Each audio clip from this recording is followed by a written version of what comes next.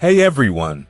Today, we're diving deep into the fascinating world of prehistoric warfare. Now, when we talk about prehistoric times, we're talking about a period before any written records existed. So how do we even know that war was a thing back then? Well, that's where archaeology and anthropology come in to give us some clues. The idea of whether humans naturally engaged in warfare has been debated for centuries. Some philosophers, like Thomas Hobbes, believed that humanity was always in a state of war of all against all, while others, like Rousseau, disagreed and thought we were more peaceful by nature. Even today, experts are still debating this in books and studies, trying to figure out what our ancestors were really up to. So, what does prehistoric warfare really mean? For this, we're talking about organized, lethal violence between early human communities that didn't have written languages. Now, let's go back to the Paleolithic era. This was the time of early hunter-gatherers like Homo erectus. According to some researchers, like anthropologist Raymond Kelly, these early humans lived in such small, spread-out groups that there wasn't much reason for violent conflict. Hunting together with tools like spears required cooperation, and avoiding fights was often smarter than starting them.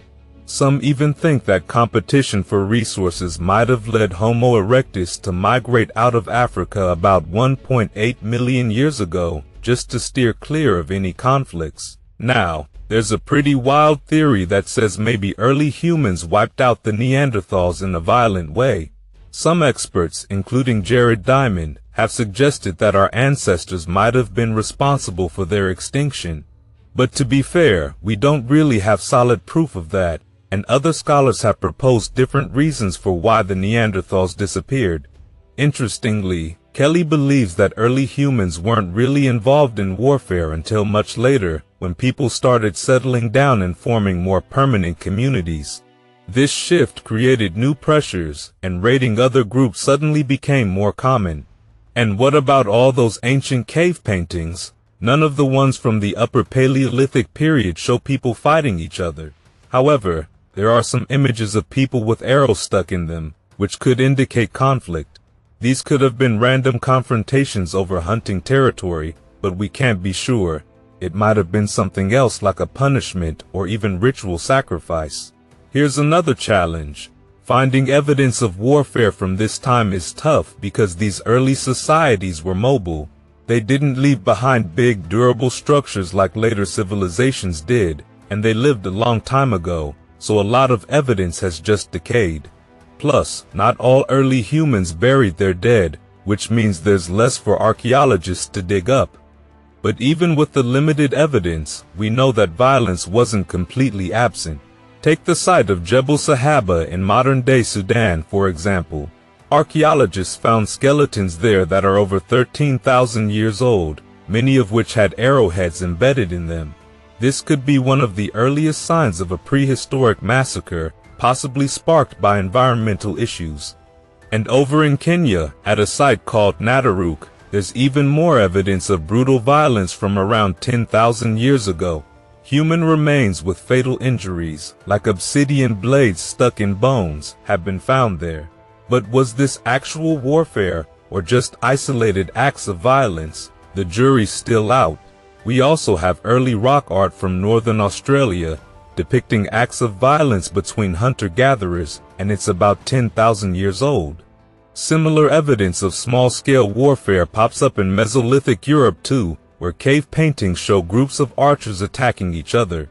It seems like as time went on, and people started forming more organized communities, these conflicts became a bit more common. And speaking of weapons, the bow and arrow played a huge role in early warfare. Unlike close combat, the bow let people attack from a distance, reducing their risk of getting hurt. There are even paintings that show these early battles, complete with leaders and what look like formations, similar to tactics we'd recognize today, like flanking maneuvers.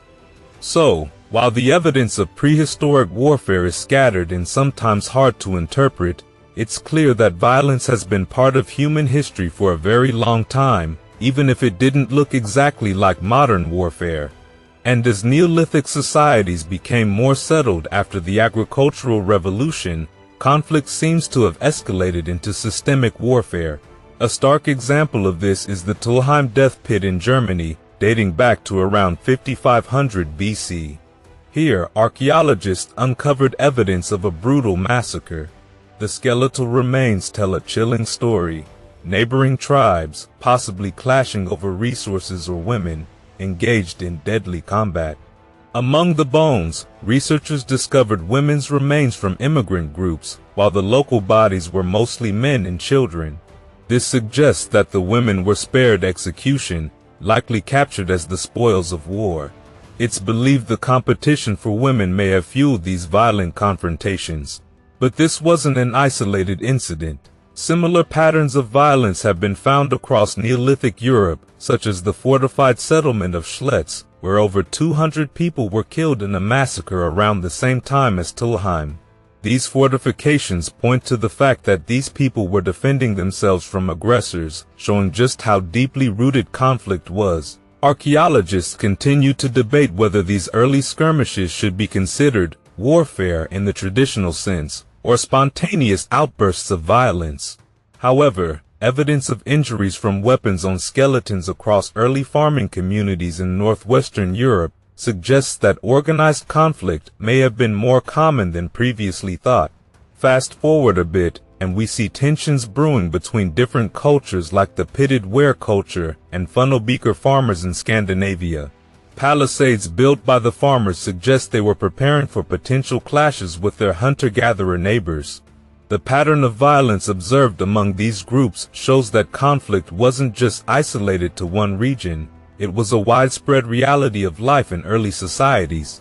And as we shift into the Copper Age, things get even more intense. The development of copper weapons, along with fortified settlements, suggests that organized warfare was becoming a crucial aspect of life. For example, at the site of Hamilcar in present-day Syria, evidence of warfare from as far back as 3500 BC has been uncovered, marking one of the earliest instances of urban warfare in the Near East. It's clear that as societies grew more complex, so did their conflicts.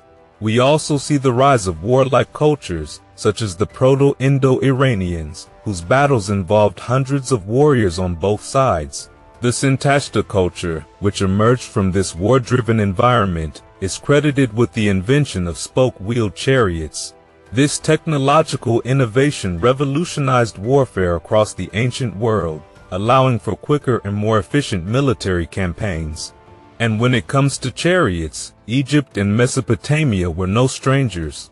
Chariots became central to warfare in the ancient Near East by the 17th century BC. The Egyptian pharaohs, like Amenhotep and Ramses II, used these new tactics to defend their lands from invaders and expand their empires. And as we move into the Iron Age, we see societies evolving, and so did their warfare tactics. Early events like the Dorian invasion and Greek colonization played a major role in shaping ancient conflicts. But it wasn't just the Greeks. Germanic warrior societies, especially during the migration period, were constantly engaged in warfare.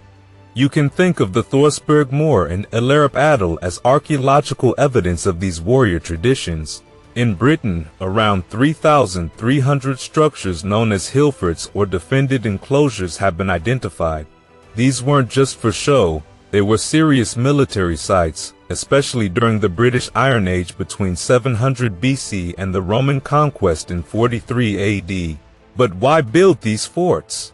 Theories vary. Some believe it was in response to threats from continental Europe, while others suggest it was to manage internal social pressures like overpopulation or competition for farmland. Now, this concept of endemic warfare is something we see across many warlike cultures. In these societies, war wasn't always about wiping out the enemy. It was often ritualized, with certain rules and taboos limiting casualties and keeping conflicts brief. But when things escalated, warfare could get pretty intense, often driven by competition for resources or other reasons that might not seem clear today. Some tribal societies were particularly focused on creating warrior cultures.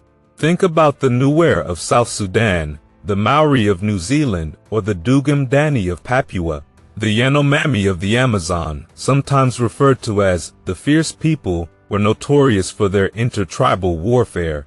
Even in New Guinea, this tradition of tribal warfare has been deeply ingrained in their way of life for centuries.